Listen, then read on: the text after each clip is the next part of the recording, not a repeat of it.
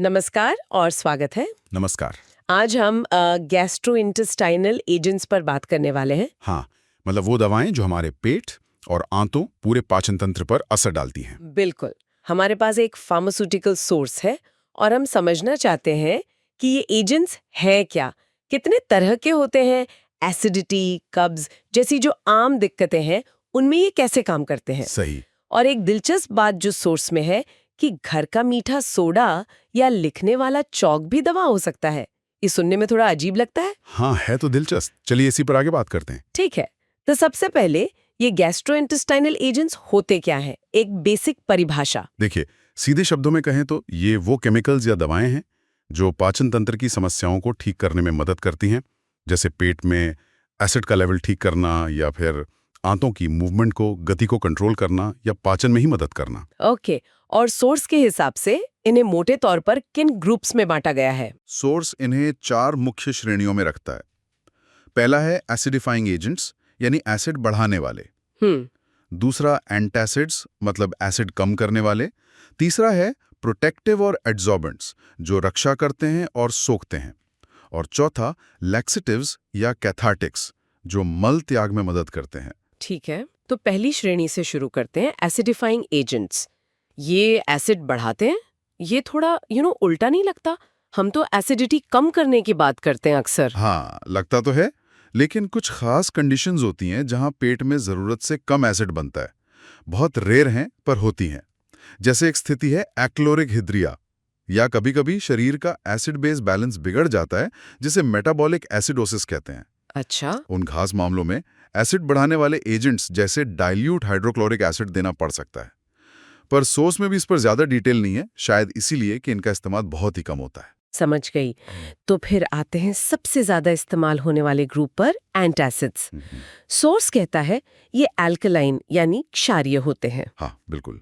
और इनका मुख्य काम है पेट में जो जरूरत से ज्यादा एसिड बन गया है उसे न्यूट्रलाइज करना, मतलब बेअसर करना। खासकर जब एसिडिटी बहुत बढ़ जाती है, हाँ। हाइपर एसिडिटी जिसे कहते हैं। सही। ये उस बढ़े हुए एसिड को न्यूट्रलाइज करके वो जो जलन और दर्द होता है ना, उससे फौरन राहत देते हैं। ओके। और इनकी ताकत कैसे पता चलती है? इनकी ताकत मापते हैं न्यूट्रलाइजिंग कैपेसिटी से, मतलब वो कितना एसिड बेअसर कर सकते हैं। सोर्स में एक आदर्श एंटासिड के बहुत सारे गुण लिखे हैं कि जल्दी काम करे, गैस न बनाए, कब्ज या दस्त न हो, खाने के एब्जॉर्प्शन में दिक्कत न करे, पीएच को 4 से 6 के बीच रखे, सस्ता हो, स्वाद ठीक हो। क्या ऐसा होता है असल में? देखिए, ये आदर्श वाली बात तो थ्योरी में है। प्रैक्टिकली ऐसा परफेक्ट एंटासिड मिलना तो लगभग नामुमकिन है। अच्छा। क्योंकि हर दवा में कुछ ना कुछ कॉम्प्रोमाइज होता है। कोई एसिड अच्छे से कम करेगा तो शायद कब्ज कर दे। इसलिए अक्सर कॉम्बिनेशन इस्तेमाल होते हैं। ये डॉक्टर देखते हैं कि मरीज के लिए क्या ज्यादा सूट करेगा। ठीक है, सोर्स एंटासिड को 2 मेन टाइप में बांटता है, सिस्टमिक और नॉन सिस्टमिक। इसका क्या मतलब हुआ? इसका मतलब है कि दवा शरीर के सिस्टम में यानी खून में जाती है या नहीं। सिस्टमिक वाले पानी में घुल जाते हैं, खून में एब्जॉर्ब हो जाते हैं। ओह। और क्योंकि ये पूरे सिस्टम में फैलते हैं तो इनका असर शरीर के इलेक्ट्रोलाइट बैलेंस पर भी पड़ सकता है। कभी-कभी अल्कलोसिस भी हो सकता है, मतलब बॉडी ज्यादा अल्कलाइन हो जाती है। इसका कोई उदाहरण? सबसे कॉमन उदाहरण है सोडियम बाइकार्बोनेट, NaHCO3। अरे हाँ, सोडियम बाइकार्बोनेट। ये तो बेकिंग सोडा है, किचन वाला मीठा सोडा। हाँ, बिल्कुल वही। सफेद क्रिस्टल जैसा पाउडर होता है, पानी में घुल जाता है, पेट की एसिडिटी के लिए तेजी से काम करता है। लेकिन फिर वो सिस्टमिक वाली बात। हाँ, क्योंकि ये एब्जॉर्ब होता है, इसलिए इसे लंबे समय तक या ज्यादा मात्रा में लेने से बचते हैं। वैसे इसके और भी यूज हैं, किडनी की कुछ प्रॉब्लम में या आई लोशन में भी यूज होता है। वाकई में एक आम सी चीज के इतने मेडिसिनल यूज। बिल्कुल। और नॉन सिस्टमिक एंटासिड कौन से हुए फिर? नॉन सिस्टमिक वो हैं जो खून में एब्जॉर्ब नहीं होते, इनका असर पेट आंतों तक ही रहता है। तो साइड इफेक्ट का खतरा कम? हाँ, सिस्टमिक साइड इफेक्ट्स का खतरा बहुत कम होता है। इनको फिर मेटल के हिसाब से बांटते हैं, एल्यूमिनियम वाले, कैल्शियम वाले, मैग्नीशियम वाले। एल्यूमिनियम वाले का उदाहरण है aluminium hydroxide gel, AlOH3। Source कहता है ये सफेद चिपचिपा सा होता है। जी, एल्यूमिनियम हाइड्रोक्साइड धीरे धीरे काम करता है, पर असर देर तक रहता है। लेकिन इसका एक कॉमन साइड इफेक्ट है कब्ज करना। अच्छा, ये कब्ज करता है? हाँ, ये फॉस्फेट को भी बाइंड करता है, तो कभी-कभी किडनी पेशेंट्स में फॉस्फेट लेवल कम करने या फॉस्फेट स्टोन में भी यूज होता है। स्किन पर लगाने से एस्ट्रिंजेंट और सुखाने का काम भी कर सकता है। ठीक है। और कैल्शियम वाले? सोर्स में कैल्शियम कार्बोनेट CaCO3 का जिक्र है। इसे प्रेसिपिटेटेड चॉक भी कहते हैं, मतलब लिखने वाला चौक। है तो वही कंपाउंड, पर दवा के लिए इसे प्यूरिफाई करते हैं। बारीक सफेद पाउडर होता है ये। और ये कैसे काम करता है? ये एसिड को काफी तेजी से और अच्छे से न्यूट्रलाइज करता है, लेकिन इसमें भी कब्ज होने का चांस रहता है। इसमें भी कब्ज? हाँ, पेट में ये कैल्शियम क्लोराइड बनाता है, जो आंतों में जाकर इनसॉल्युबल कैल्शियम सॉल्ट बन जाता है। इसका एक और यूज टूथपेस्ट में होता है, हल्के अब्रेसिव की तरह, दांत साफ करने के लिए। तो यहाँ भी वही बात हुई, असर तेज पर कब्ज का रिस्क। बिल्कुल। अब आते हैं मैग्नीशियम वालों पर। सोर्स में मैग्नीशियम ऑक्साइड MgO, जिसे मैग्नीशिया कहते हैं, और मैग्नीशियम हाइड्रोक्साइड भी है। हाँ, मैग्नीशियम वाले एंटासिड भी एसिड को अच्छे से न्यूट्रलाइज करते हैं, पर एल्यूमिनियम और कैल्शियम से उल्टा इनका कॉमन साइड इफेक्ट है दस्त होना। ओह, इनसे दस्त होते हैं? हाँ, क्योंकि इनमें लैक्सेटिव इफेक्ट भी होता है, मतलब ये मल को ढीला करते हैं। MgO सीने की जलन, खट्टी डकार में काम आता है। कभी कभी कब्ज के लिए भी इसे यूज करते हैं। तो फिर लगता है एंटासिड चुनते वक्त ये बैलेंस देखना पड़ता होगा कि एसिड तो कम हो पर कब्ज या दस्त न हो जाए। शायद इसीलिए कई सिरप में एल्यूमिनियम और मैग्नीशियम दोनों होते हैं। बिल्कुल सही पकड़ा, यही वजह है। एल्यूमिनियम का कब्ज करने वाला असर और मैग्नीशियम का दस्त करने वाला असर एक दूसरे को बैलेंस कर देते हैं, इसीलिए कॉम्बिनेशन बहुत कॉमन है। सोर्स में मैग्नीशियम कार्बोलेट और मैग्नीशियम ट्राइसिलिकेट का भी जिक्र है। ये थोड़े कमजोर एंटासिड है और इनमें भी हल्का लैक्सेटिव या एड्सॉर्बेंट एक्शन हो सकता है। मैग्नीशियम ऑक्साइड से जुड़ी एक और बात सोर्स में थी कि MgO, टैनिक एसिड और चारकोल का मिक्सचर यूनिवर्सल एंटीडोट कहलाता है। यूनिवर्सल मतलब हर जहर का इलाज। यूनिवर्सल एंटीडोट सुनने में तो बड़ा कमाल का लगता है, पर शायद ये थोड़ी पुरानी बात है और थोड़ी बढ़ा चढ़ाकर कही गई है। अच्छा। हाँ, पहले ये कॉम्बिनेशन कुछ तरह के निगले हुए जहर को पेट में ही सोखने या बेअसर करने के लिए यूज होता था। चारकोल सोखता है, टैनिक एसिड कुछ चीजों को प्रेसिपिटेट करता है, MgO एसिड न्यूट्रलाइज करता है। लेकिन हर चीज पे काम नहीं करता। नहीं, हर जहर पर नहीं। और अब तो ज्यादा स्पेसिफिक एंटीडोट्स हैं, तो इसे यूनिवर्सल कहना शायद ठीक नहीं, पर हाँ, एक जमाने में इसका ये कॉन्सेप्ट था। सोर्स ये नहीं बताता कि क्यों कहा गया, पर ये कोई मैजिक बुलेट नहीं है। ठीक है, समझ गए। एंटासिड के बाद अगली कैटेगरी है प्रोटेक्टिव्स और एड्सॉर्बेंट्स की। सोर्स कहता है ये केमिकली इनर्ट होते हैं, मतलब रिएक्शन नहीं करते ज्यादा, और हल्की डायरिया या पेचिश में काम आते हैं। जी, इनका काम करने का तरीका एंटासिड से अलग है।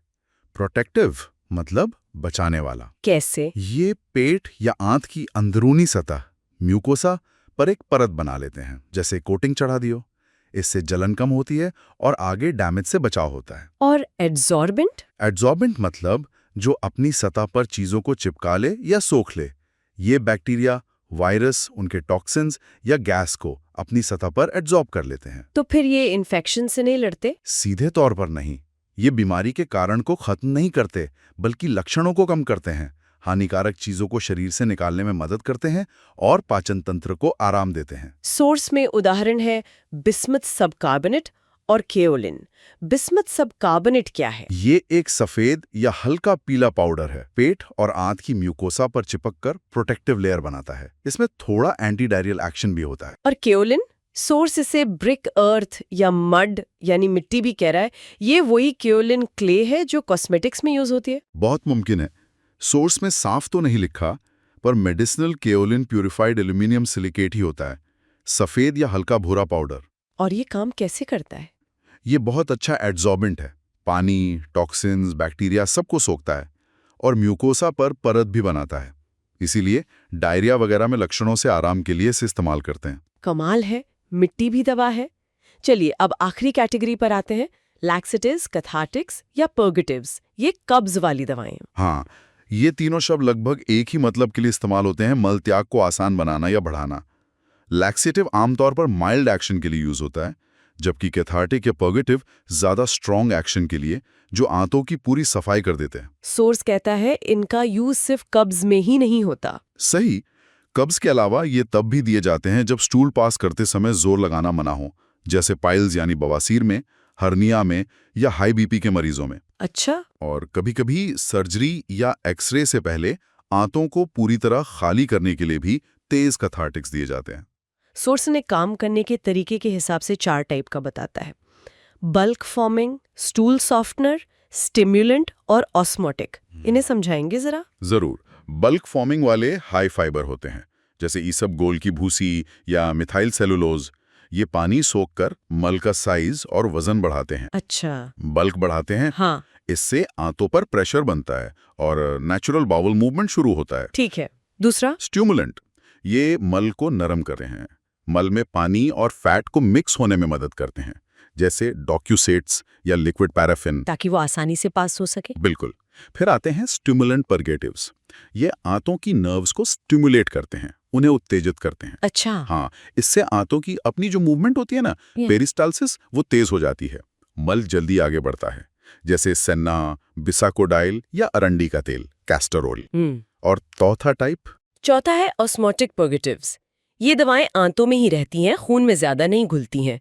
ये ऑस्मोसिस के जरिए आंत के अंदर पानी खींचती हैं। हाँ, इससे मल में पानी बढ़ जाता है, वो नरम और भारी हो जाता है और आसानी से निकल जाता है, जैसे मैग्नीशियम या सोडियम के सॉल्ट्स, मैग्नीशियम सल्फेट या लैक्टोलोज। सोर्स में कुछ उदाहरण हैं, जैसे सोडियम पोटेशियम टार्ट्रेट, रोशिल सॉल्ट। हाँ, रोशेल सॉल्ट एक सलाइन परगेटिव है, मतलब ऑस्मोटिक तरीके से काम करता है। इसका असर डोज पर डिपेंड करता है, कम डोज में लैक्सेटिव, ज्यादा में परगेटिव।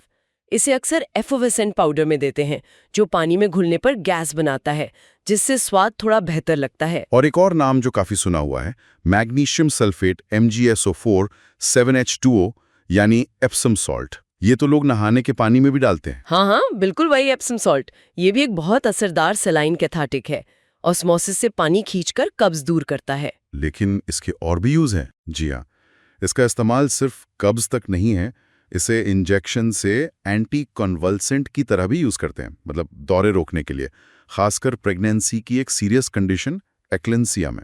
अरे वाह! इतना ही नहीं, ये कुछ तरह की पॉइजनिंग में एंटीडोट का काम भी करता है, जैसे हेवी मेटल्स, बेरियम या बार्बिचुरेट्स की पॉइजनिंग में। गजब!